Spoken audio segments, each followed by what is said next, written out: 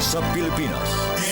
NBC Manila Broadcasting Company. DZRH, member kapisanan ng mga broadcaster ng Pilipinas. Oras Bishop Ephraim Fahutagana. Hala, Sister L. Alas 4:14. Uy! Nakapag-break ka na ba? Nakapag-relax ka na ba? Saan ka man nagtatrabaho, mapa-opisina man o work from home o mula mismo sa pwesto, sasabayan namin ang break time mo. Sasabayan namin ng mga balita at komentaryo, mga panayam ng mga taong viral ngayon. DZRH Break Time!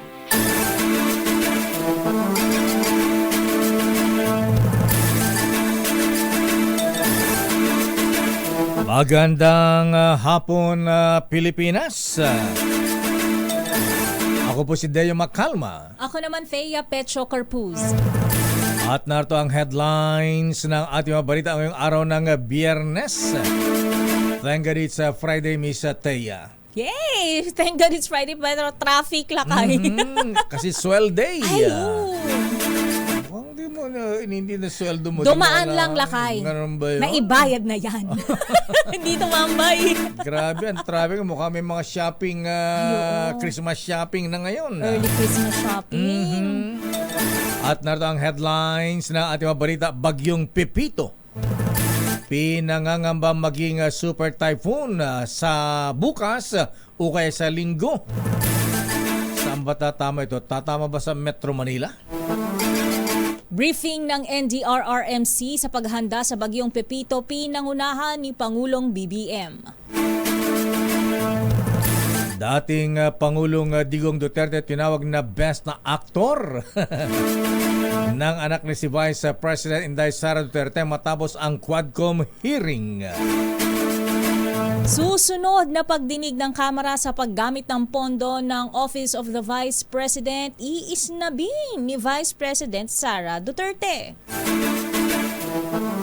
Pastor Apollo Kibuloy dinala sa Children's Hospital bago ibinalik sa Philippine Heart Center. At inaasang ibabalik naman sa Campo Crame next week. Bagong pinuno ng Philippine Navy, hinirang ni Pangulong Marcos Jr. Abay, good news mga kapatid na mga jeepney drivers, bus drivers, mga motorista. Halos sa pisong bawas presyo sa petroleum products. Inaasahan sa susunod na linggo. Ganon, kalahati lang no increase. Yun ang alakay. 210 yung increase sa diesel. Ngayon kalahati lang, piso lang. 2 steps forward, 1 step backwards lang lakay. Kita pa rin sila. True. Inaugurasyon naman ng LRT1 Cavite Extension, pinangunahan ni Pangulong Marcos. BBM sumakay ng tren. Isang mayor naman sa isang bayan sa Cagayan. Sinisi ang pag-asa sa pagtama ng bagyo sa kanilang lugar. Weather Bureau umalma. Aba, dito nakikinig ng balita si Mayor. Di ba niya alam na May bagyo. tatama ang bagyo sa kanilang probinsya? Mahigit 129 million pesos jackpot prize sa 649 Super Lotto. Tinamaan ng solong mananaya at hindi tayo yon lakay. Wow, kaswerte naman. Akala ko ba yung tatlo, ha? O Solo? baka ibang loto yon, ha? Baka mega loto ba yun? O mega Super? loto? O hindi, super loto ito. Ito super. Anong mega lakay? Mega, ayan. 6, Ewan lang kung di ko kabisado na natin kay Lotto King. At ngayon sa detalye natin mabalita, unahin nga natin ang kalagayan ng bagyong si Pepito. Parang Pepito Manaloto. Tatama ba ito sa Metro Manila? Ayon na sa pag-asa, pinangambahang maging super typhoon ang bagyong Pepito hanggang napapasok ngayong weekend. Ayon na sa pag-asa, maaari umabot sa nabanggit na kategorya ang nasabing bagyo sa paglandfall nito bukas ng gabi o linggo na umaga sa Catanduanes. Pero hindi inaalis ng pag-asa ang posibilidad na mangyari ang landfall sa ilagang bahagi ng Samar, eastern coast ng Camarines Sur, Albay, Sorsogon, o kaya ay sa northern part ng Quezon o Aurora. Mararamdaman epekto ng bagyong Pepito sa Bicol Region, Quezon, Central Luzon at Pangasinan. Habang lalapit ang bagyo sa Metro Manila, bandang tanghali ng Linggo. Tatawid ang bagyong Pepito sa Central Luzon sa Linggo ng gabi, bago lumabas ng PAR sa Lunes bago maghapon. Huling namataan na ang bagyong si Pepito sa layong 630 kilometers sa silangang bahagi ng Gian Eastern Samar. Tagla ang lakas ng hangin 130 kilometers bawat oras malapit sa gitna. At may pagbugso na 160 kilometers per hour. Wala pa bang signal ang bagyong Pepito? Samantala, tinawag ng Pag-asa na very dangerous ang bagyong Pepito sa briefing ng State Weather Bureau. Nagbabala si Pag-asa Administrator Nathaniel Servando na lubhang mapanganib ang bagyong Pepito at may tuturing na kritikal ang susunod na 24 na oras. Ito ay dahil kasalukuyang mabilis na kumikilos ang bagyo pakanluran sa bilis na 30 kilometers per hour. Ayon kay Servando, maaaring umabot ang Typhoon Pepito sa Super Typhoon category bago pa ito inasahang maglandfall sa Catanduanes sa Sabado ng gabi o Linggo ng umaga. Sa pinakahuling bulletin ng Pag-asa, huling namataan ng bagyo sa layong 630 kilometers silangan ng Giwan Eastern Samar at Taglay. Ang lakas ng hangin aabot sa 130 kilometers per hour at bugso hanggang 160 kilometers per hour. Sa ngayon, nakataas sa signal number 1 ang southeastern portion ng Quezon, Camarines Norte, Camarines Sur, Catanduanes, Albay, Sorsogon at Masbate dahil sa bagyong Pepito. Gayon din sa nilalabing bahagi ng Northern Samar, nalalabing bahagi ng Eastern Samar, Samar at Biliran. At dahil nga sa inaasahang pagpasok ng Super Typhoon Pepito, pinangunahan ni Pangulong Ferdinand Bongbong Marcos Jr. ang situational briefing ng National Disaster Risk Reduction and Management Council sa Campo Aguinaldo. Ipinatawag ng Pangulong Marcos ang pulong upang tiyakin ang paghahanda ng mga kaukulang ahensya ng pamahalaan sa napipintong pananalasa ng bagyong Pepito. Kabilang sa may pinagutos ng Pangulong Marcos ang pagsasagawa ng preemptive evacuation sa mga lugar na posibleng tamaan ng bagyo. Pinatitiyak din ng Pangulong Marcos na nakapreposisyon na ang lahat ng tulong katulad na lamang ng mga relief goods bago pa manalasa ang bagyo. Pakinggan natin ang bahagi ng pahayag ng Pangulong Marcos sa briefing sa NDRRMC. Well, the military is the one who is fairly who trained for this to preposition assets in a way that we are keeping them safe from damage and destruction from the storm, and that's what we have to. Those are the kinds of guidance. That's the kind of guidance that we have to follow. Samantala, sisimulan na ng NDRRMC ang preemptive evacuation kaugnay ng pinangangambahang pagtama ng papasok na bagyong Pepito. Ipinag-utos ni Defense Secretary Gilbert Teodoro, chairman ng NDRRMC, ang paglikas sa mga high-risk areas sa Regions 1, 2, 3, 4A, 4B, Bicol 6 at 7. Ayon sa NDRRMC, gagawin ang preemptive evacuation ngayong araw, November 15, bago ang inaasahang pagpaparamdam ng bagyo bukas. Dapat umanong samantalahin ng gobyerno ang hanggang Sabado para maglikas at para makapag-replenish ng supplies. Gayunpaman nilinaw ng NDRRMC na hindi gagawing mandatory o sapilitan ang naturang evacuation. Pagtaya ng DSWD, 18 milyong individual ang maaaring maapektuhan ng dalawang bagyo hanggang Nobyembre 19. Samantala, umabot naman sa mahigit 3,200 na bahay ang winasak ng nagdaang bagyong Nika at bagyong Ophel.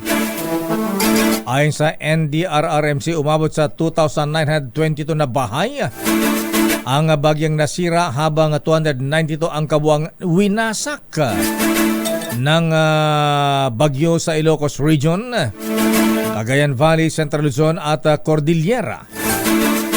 Samantala, tumas naman sa 419,923 katao o 109,000 families sa Ilocos Region, Cagayan Valley at Central Luzon, Bicol Region at Cordillera Administrative Region ang mga naapektuhan ng dalawang mapinsalang bagyo. Samantala, naglabas na ng karagdagang pondo ang Department of Budget and Management para sa pagbili ng mga bagong supply ng DSWD. Ayon kay DBM Secretary Amena Pangandaman, nagbigay sila ng 875 million pesos na Quick Response Fund na galing anya sa NDRRM Fund ng DBM.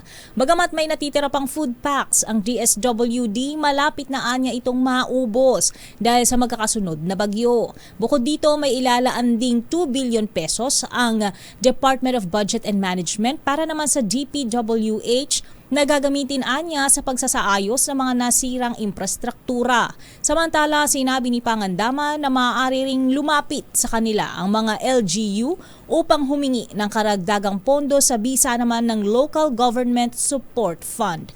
Narito ang pahayag ni Pangandaman. Dati po, hindi po tayo pwede makahingi dito for disaster rehabilitation activities and projects and programs po ng gobyerno. Pero pinalitan po natin yan sa gaan natin. I think simula nung ito pong bagong administrasyon, pinalitan po natin na pwede rin po nila ito magamit.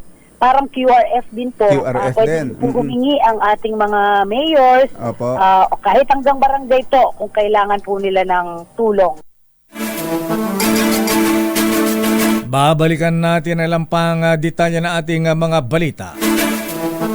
Dating Pangulong Digong Duterte tinawag na Best Actor ni Vice President Inday Sara sa kanyang pagharap sa Quadcom hearing. Talaga, ha?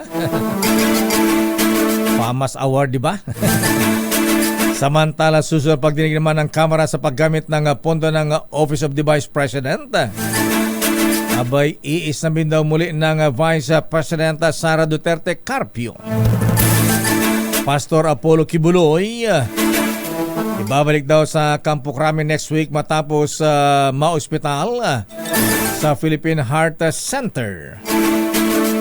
At bagong pinuno naman ng Philippine Navy, hinirang ng Pangulong Marcos Jr.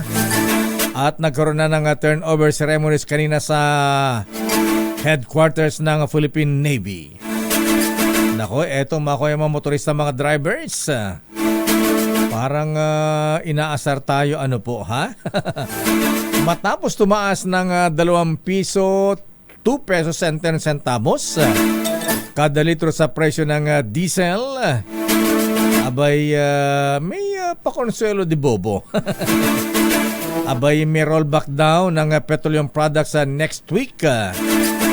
Pero halos piso daw. Ibig sabihin Kalahati. wala pang piso. Wala pa sa kalahati. Wala pa.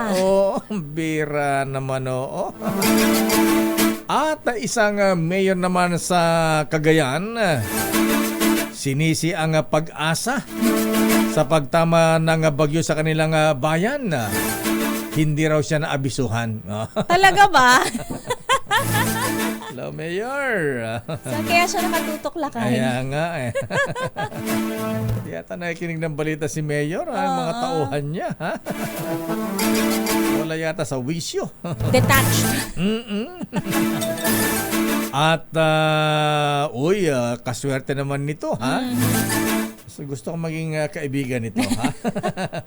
Paskong-pasko na sa kanya lakay. Abay, yung jackpot prize sa mga kuya mga ateng sa Super Lotto na may premyong 129 million pesos.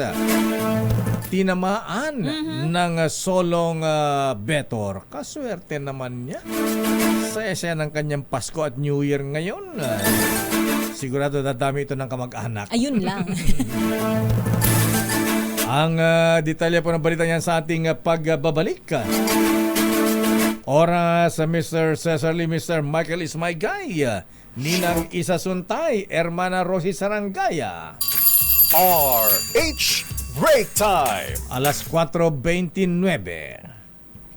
Sorry wala kasi akong kaya ibigay sa'yo, kundi Christmas card. Pero di bale, andito naman ako, di ba? Mas mahal mo ako kaysa sa Christmas card, di ba? Pero meron pa akong isang regalo sa'yo. Ibubulong ko sa'yo. Do you know that I love you very, very much?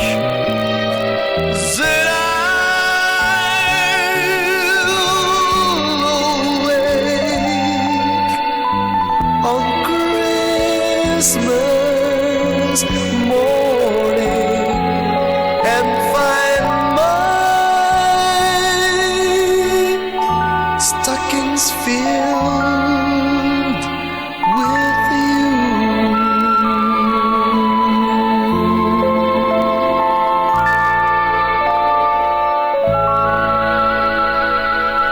Merry Christmas, Miss Teya. 40. Wow. 40 days. 40 días, Pasko na? Yes. Wow, bonus na.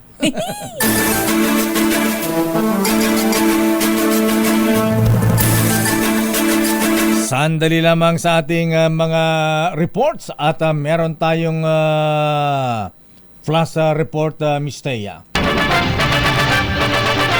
Flash Report. Flash Report! Pangulong Ferdinand Bongbong Marcos Jr. pinaganda ang publiko sa storm surge dala ng bagyong Pepito. Forced evacuation ipatutupad na sa eastern seaboards ng bansa. Aba dyan sa Bicol region at sa eastern Samar, Governor Ben Ebardone. Abay, kailan maghanda tayo dyan. Alamin natin report mula kay Aris number 52. Edniel Parosa, please come in. Edniel. Lakay, magpapatupad na ng puwersahang paglikas sa pamahalaan Wow. sa ilang mga lalawigang nasa eastern seaboards ng bansa, gaya nga ng Eastern Visayas, Bicol Region at itong sa lalawigan ng Quezon. Ito bilang paghamta sa bagyong Pepito, lalo pat nagpahayag ng pag-aalala si Pangulong Bongbong Marcos sa maaaring epekto ng storm surge o daluyong na pinangangambang umabot pang 3 hanggang 5 metro. Sa ambush interview matapos ang meeting ng NDRRMC dito sa Campo Aguinaldo, hinigyang din ni PBBM na natuto na ang pamahalaan sa Super Typhoon Yolanda, kung saan marami sa mga nasawi ay dahil sa matataas na along dala ng hangin, dala o epekto ng bagyo. Pakinggan natin ang Presidente Marcos. Ang aking nakita na medyo bago at naiba doon sa mga nakaraan ng bagyo, yung storm surge. Kung maalala ninyo, ito ang napakadelikado dahil hindi noon nung nagka-storm surge tayo, lalong-lalo na ng Yolanda, ay hindi natin alam kung ano yung storm surge. Ngayon alam na natin. Bunsod dito, Lakay, sinabi ni Interior Secretary John Vic Remulla na agad sisimula ng forced evacuation mamayang gabi. Tinatayang apektado rito 200,000 pamilya sa ilang baybayin sa Eastern Visayas, Quezon Province at Bicol Region, kung saan pinakaposibleng tamaan o mano itong Catanduanes. Pakinggan natin si DILG Secretary Remulla. Pipilitin talaga na mag-evacuation natin sa coastal kahit ayaw nila. Ginawa namin to nung Typhoon Nika. Very successful ang evacuation namin. Hindi namin ginawa siguro na mas isang daan na namatay doon. So ito naman sa Typhoon, ano ba ito dito? Ipa-practice na naman natin. Pagdaya ng Pag-asa, maaring maranasan ang tinawag namang walang humpay na ulang dala ng Bagyong Pepito. Simula bukas, araw naman ng Sabado, nangangahulugan ito ng 24 oras na paggalaan sa mga daraanan ng bagyong pinangangambang umabot din dito sa Metro Manila. Ito si Edniel Parrosa, nag-uulat para sa DZRH. Una sa Pilipinas, una sa Pilipino. Flash Report. Flash Report! Nakatakot ng bagyong Pepito, Miss Thea. Oo, lakay. Ayan, Sunod-sunod naman kasing malalakas. Ayan, bagyo. Ito pa isang bagyo, ha? Bagyong Danton. Ayan. Ano yung lakay? Bagyong Danton Beser. Ayan. Bakit siya bagyo? Abay, inappoint ng Pangulong Bongbong Marcos bilang member of the board ng SBMA. Aba, mga brethren, ha? Ayan. Para kay batiin natin si Kuyang Justice Danton Beser dahil inappoint ng Pangulong Marcos bilang SBMA Director effective November 13. Aba, no Miyerkules pa pala ito, ha? Abay, binabati ka ni PJ Justice Danton, ha? Romy Barsa, ha? Alado ba tayo dyan? At eto rin, congratulations din. Abay, grabe, ha? Nanonood sila sa Cagayan kahit may bagyo, ha? Ayan na. Sa bagay, wala nang bagyo. Maaraw ngayon dun sa Cagayan. Congratulations din kay Kuyang Engineer Matias Malenab. Inappoint din bilang DPWH Director sa Region 2. Aba, mukhang may fellowship na ngayon dyan sa DPWH Cagayan Noble Domeng de Asis, ha? Mukhang buwabahanan ng emperador dyan at saka pinapaitan. Ayun, sarap.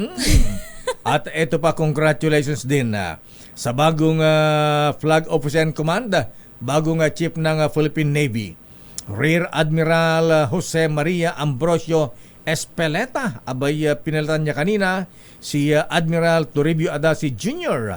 na nag-retire na rin ngayon.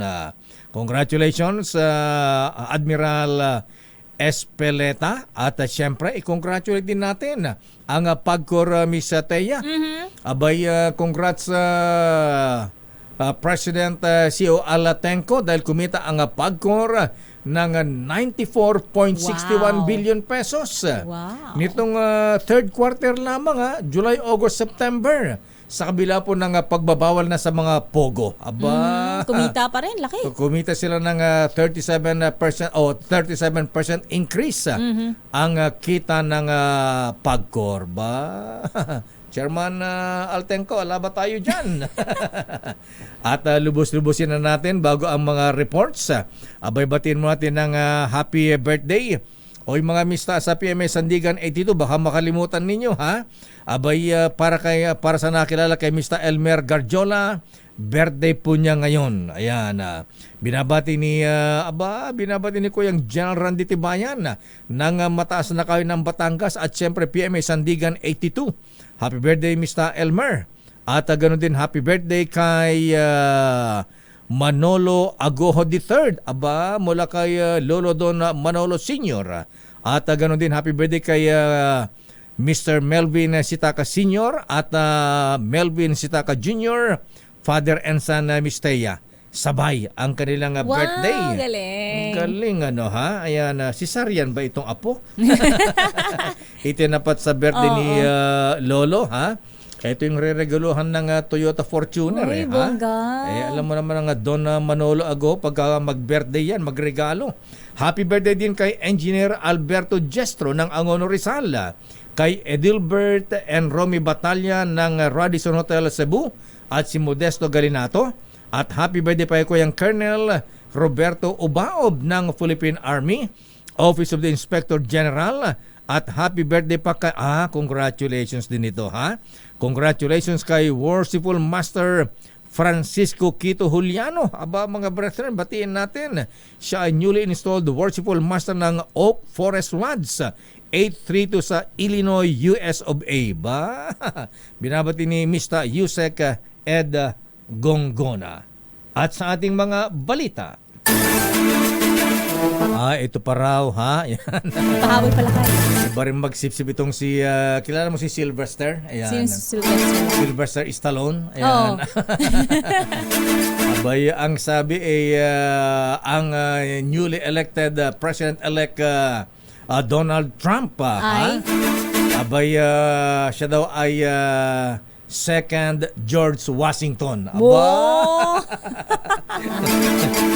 Iba rin magsipsip si Sylvester Stallone kay Donald Trump, ha? Ayan, yung mga bago appointees ni Donald Trump, katulad ni Robert F. Kennedy Jr. as Health Secretary. Abay, dubious daw ang Ayan, Appointment? dubious daw ang kanilang credentials. Ayan. Oh. Maraming hindi bilib sa mga pinipili ni Donald Trump na magiging miyembro ng kanyang gabinete, ha? Duda rin ba siya dun sa kay Elon Musk? Si Elon Musk siya yata namimili ng mga cabinet members ni Donald Trump ngayon. Talaga ba? Siya ba ang biggest lakay? Contributor. Oo. Balikan na natin ang mga reports. Unahin nga natin ang report mula sa Malacanang. Ala pang pag-asa? Saan ba tatama ang bagyo? Tatama ba dito sa Metro Manila? Abay, Governor Ben Bardone, ha? Abay, paghandaan mo ang mag-ready ang iyong mga kababayan dyan sa mga ware-ware sa Eastern Samar. Alamin natin ang latest mula sa Malacanang. Ready na ba si Miss Let? Ha? Okay, Miss Let, ano ang latest sa Malacanang? Abay, mukhang hindi na natutulog ang Presidente Bonget, ha? Abay, ang kapal-kapalan ng kanyang eye bags. Ayan. Ay, maleta na lakay. Nangingitim pa. Oh. Madi ka mga turogan, Apo, Presidente, ha? Maturog ka pa, Apo. Daming isipin lakay. Ay, Sabi siguro, ay, kastoy gayam ti Presidente, ado ti problema.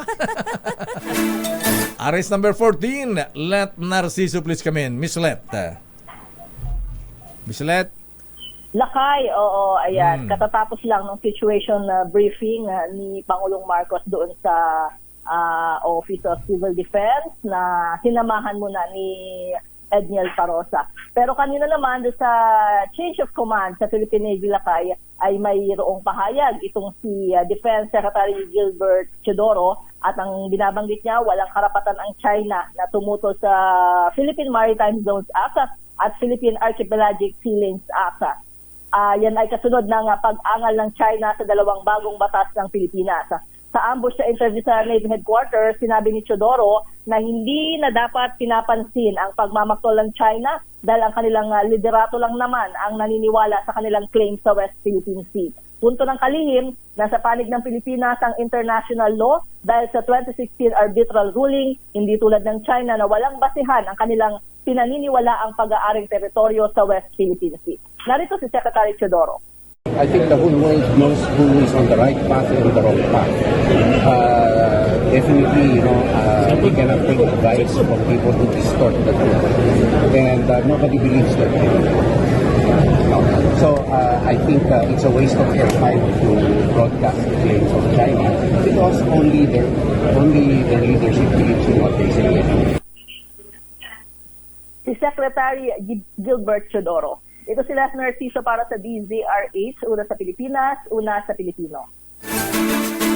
Maraming salamat, Let Narciso mula sa Malacanang. Samantala, Vice President Sara Duterte ayaw maging accountable kaya patuloy na tinatakasan ang investigasyon ng House Blue Ribbon Committee. Idatay mo ang balitang yan, RH12 Milky Riganan. Manang Milky!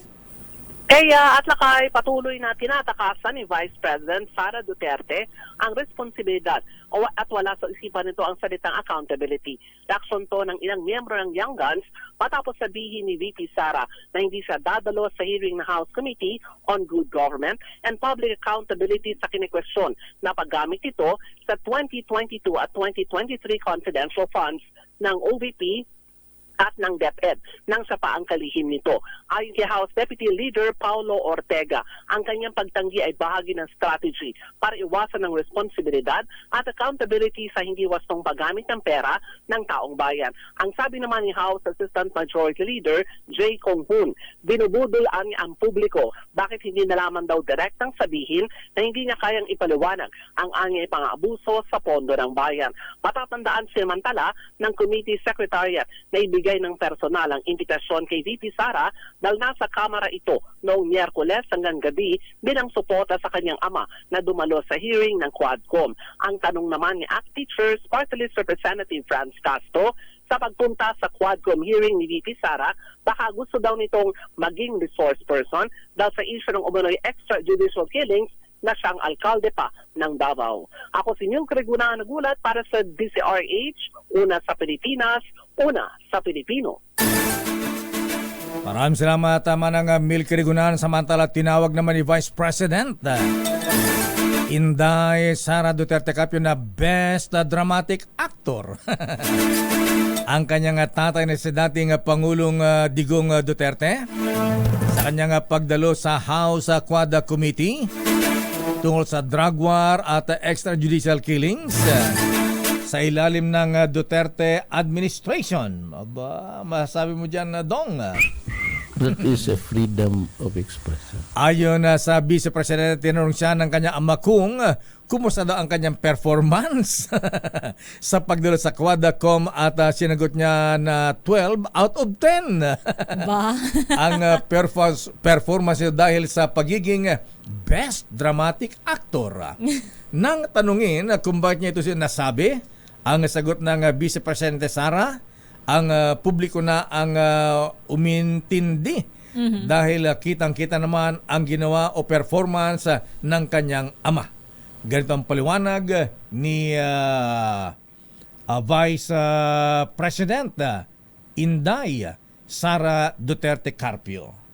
Sabi niya, kumusta yung performance ko? And I said, best dramatic actor. Sabi niya, you have to rate me from 1 to 10. Sabi ko, you're a 12. Kayo na lang yung umintindi naman sa ginagawa niya Kinakita. Ba, talaga ha? 12 out of 10. Lampas-lampas. Ayan, so yan po mabigan ng sinabi ng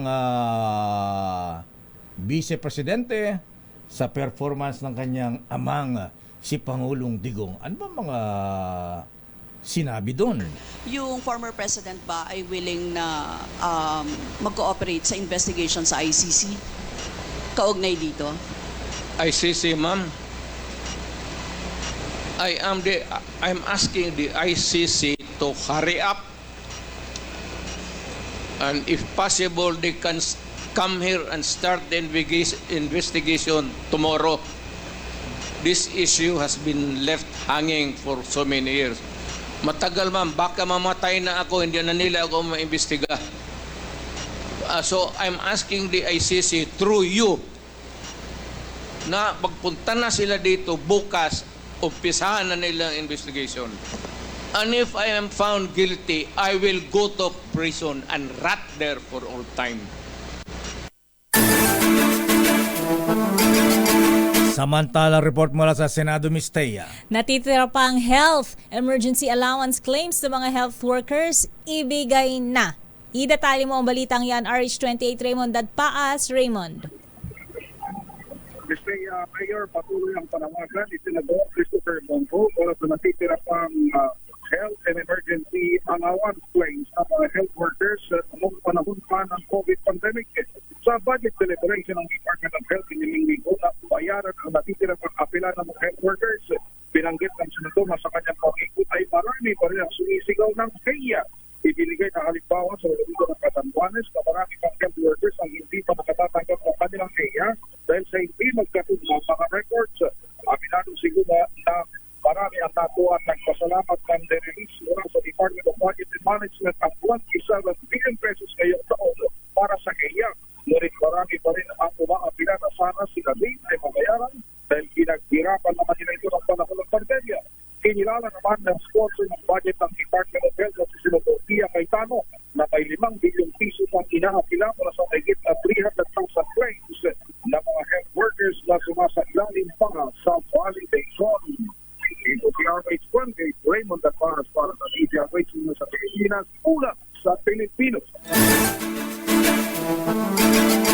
Maraming salamat, Raymond Dadpaas. Samantala report mula kay Noche Cacas, Mistea. Lalaking takas sa kasong murder sa Masbate, arestado sa Sucat, Parañaque City. Ang detalye, RH27 Noche Cacas. Idetalye mo, Noche. Miss Taya at Lakay, tapos na ang maliligayang araw ng isang lalaking pinaghahanap ng batas matapos pusasan sa Sucat, lungsod ng Parañaque. Kinilala ang naaresto na si na 23 anyos na si alias Jan. Batay sa record, nasa top 8 most wanted person si alias Jan sa probinsya ng Masbate. Sinilgan ito ng warrant of arrest ang akusadong si alias Jan sa joint manhunt operation sa barangay San Antonio sa nabanggit na syudad. Batay pa sa record, ang pag-aresto ay utos ng Masbate City Regional Trial Court Branch 44 sa akusado na takas sa kasong pagpatay. Walang piyansa ang kanyang kaso na nakatakdang ibalik sa Masbate kung saan nag-originate ang kanyang murder case. RH27 na Chikakas, DCRH, una sa Pilipinas, una sa Pilipino. Maraming salamat, Noche Cacas. Samantala, sinibak sa pwesto ang 11 taon na Special Action Force. Wow, SAF. Dahil sa pag-escort sa isang Chinese national. Bago ba ito yung dati na? Ito'y matapos sa pirma ni PNP Chief General Romel Marbil ang rekomendasyon ng Internal Affairs Service. Kabilang sa mga sinibak dahil sa pag-escort, pagiging bodyguard ng isang Chinese national ay sina Police Lieutenant Colonel Joseph Bagsaw, PEMS Aaron Turano, Corporal George Mabuti, Patrolman Roger Valdez, Police Captain Roy Pleños, Captain Dale Andre Duterte. Kamag-anak ba ito ni Presidente Digong? Police Lieutenant Aaron Tudlong at Edmark Mabini, Albert Gandipon, Police Captain Gestoni Asanyon at Police Lieutenant Michael Misa. Matandaang nagsimula ito sa isang gulo. Yun nangyari pala sa Ayala, Alabang ito, ha? Noong May 18, kung saan nasangot ang mga taon ng SAF na nag-escort, nagiging bodyguard ng isang Chinese national na involved sa Pogo operations. Dito na nabisto ang kanilang ginagawang moonlighting bilang security personnel ng isang Chinese national. Kasama rito yung kanilang bossing, ha? Ayan, nahati sa bayad. Di ba ang sabi? Commissioner Lakay. 40,000 ang ang sweldo ng bawat isa. Pero yung kalahati kay bossing. Ayan, Okay. Ayan, 20,000, ha? Malaki, doon sa kanilang boss.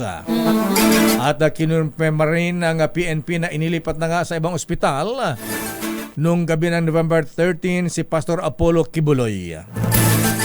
Ayon kay Brigadier General Gina Fajardo ng PNP, inilabas ng Philippine Heart Center si Kibuloy upang at dinala sa Philippine Children's Hospital dahil sa ilang pagsusuri sa kanyang kalusugan.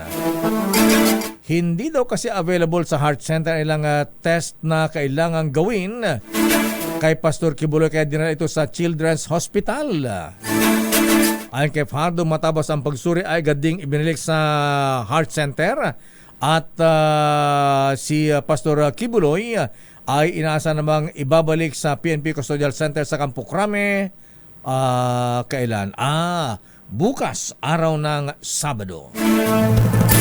Good news sa mga motorista, matapos ang malakihang taas presyo sa mga produktong petrolyo, namumuro naman ang rollback sa susunod na linggo. Ayon kay DOE Oil Industry Management Bureau Assistant Director Rodela Romero, nang posibleng bumaba ng 70 centavos hanggang piso ang kada litro ng gasolina. Maaari namang maglaro sa 65 centavos hanggang 95 centavos ang tapyas presyo sa diesel at 70 centavos hanggang 80 centavos sa sa kerosene. Sinabi ni Romero na itutulak ang inaasahang rollback ng ibinabang oil demand forecast ng OPEC Plus o Organization of Petroleum Exporting Countries sa ika-4 na pagkakataon. Gayon din ang pagtapyas ng US Energy Information Administration sa 2025 forecast ng presyo ng krudo dahil sa posibleng mataas na global oil production at ang huminang ekonomiya ng China.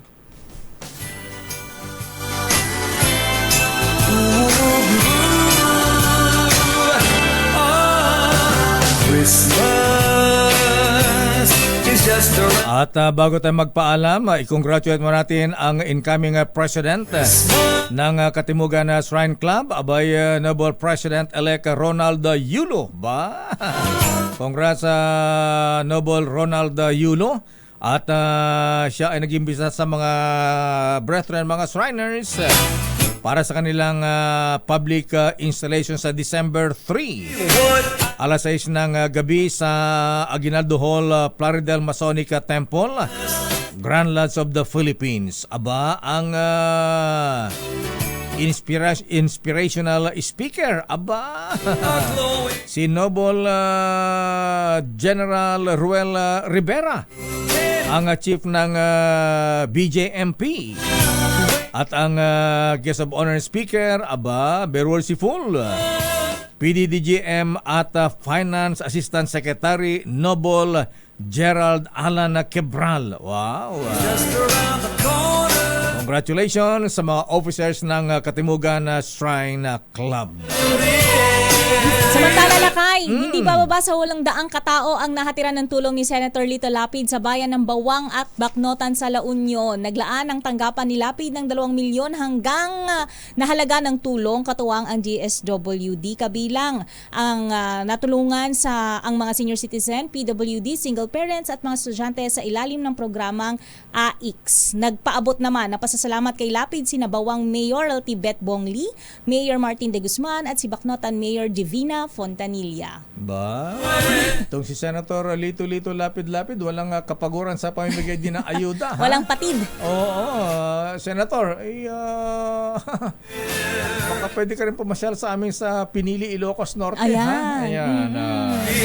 At nagpapasalamat si Mr. Mayor Elmer Soria ng San Marcelino, Zambales, ha? Sa ayuda ring dinala mo sa kanyang mga constituents. At para sa mga nagtatago ng kanilang dolyar, aba, lumakas ang piso, ha? Wow, Bumabawi. Ayan, dahil ba hindi maganda ang mga choices ni Donald Trump sa kanyang mga cabinet members? Ang sabi na ating business correspondent, Mr. Michael Ismaiga is the name.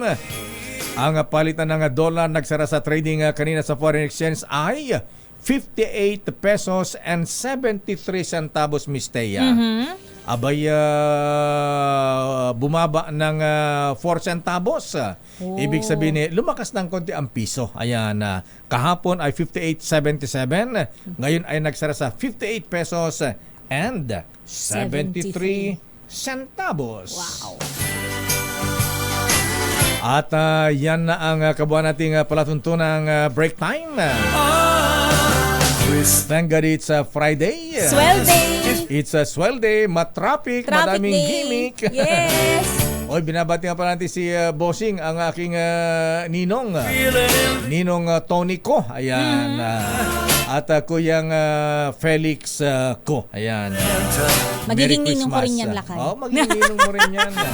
Isama rin natin si Don Simeon Chu. Ayan. Mamanuhan ko din yan, lakay. Champion. Ayan. Ng Peerless. Ayan. Champion din yan kung magregalo. Ay, magregalo. Magbigay ng aguinaldo. Ha? At yan ang kaban natin palatuntuan ng break time. Ako po si Deo Macalma. Ako naman, Thea Pecho Carpuz. Susunod na, mabalansyadong balita, Chairman of the Board, Henry Uri. Oy, may kasama ka na sa SBMA. Hindi pala, ha? Sina Director Bert Moso ng SBMA. May bako rin kasama kayong bilang Director sa SBMA. Justice Danton Becer is the name. Ayan, mga brethren, batiin niyo si Justice Danton, ha? Invited kayo sa SBMA, sa Subic. Henry Uri at Miss Kay Karen Oyong susunod na sa mga balansyadong balita. Bye-bye! Oras ganap na alas 5:05.